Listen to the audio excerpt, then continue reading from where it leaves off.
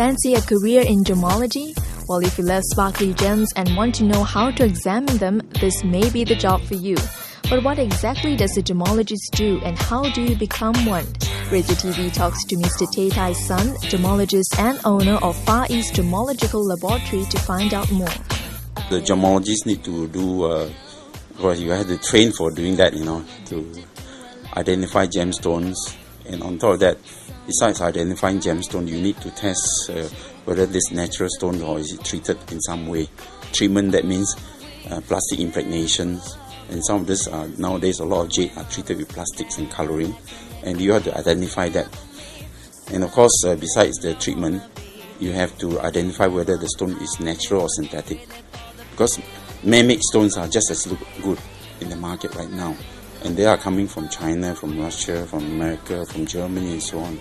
And so a gemologist's job is to authenticate the stones and tell the customer the truth.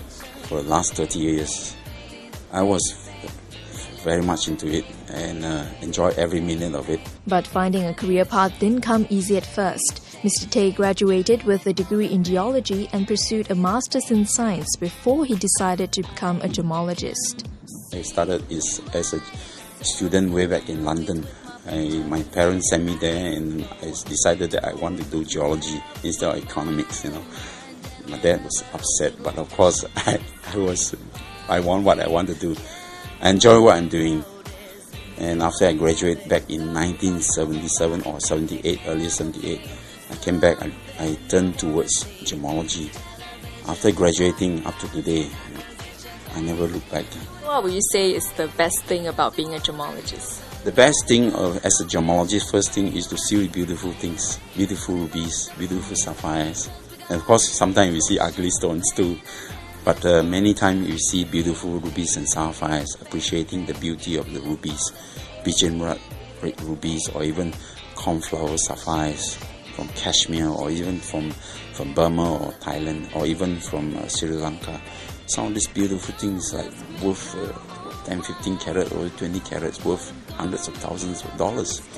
And the biggest diamonds that I've ever seen is the 100-carat diamonds. It's about this size, it's tremendous, and worth about $3-4 million US. So what are some of the challenges that you face as a gemologist, especially during a time like this, during the recession? In this time, at this time when there's a recession going on, I think the business is down definitely, almost like 50%. And I still got my class to continue where I can teach people how to identify gemstones. There are many people in the market still want to learn how to identify stones or how to go about appreciating a gemstone for that matter.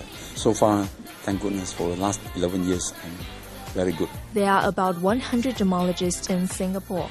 But despite being a niche market, Mr. Tay says gemology can be a very lucrative and satisfying career.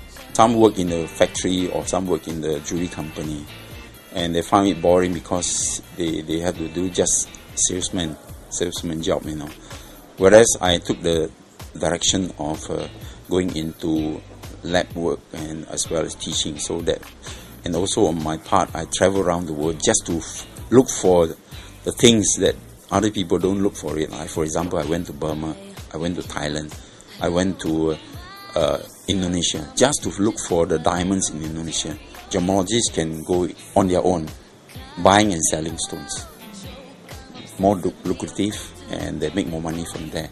So if they work in the jewelry company and eventually, or even work in the factory floor, and if they got contacts outside, they will branch out to go on their own.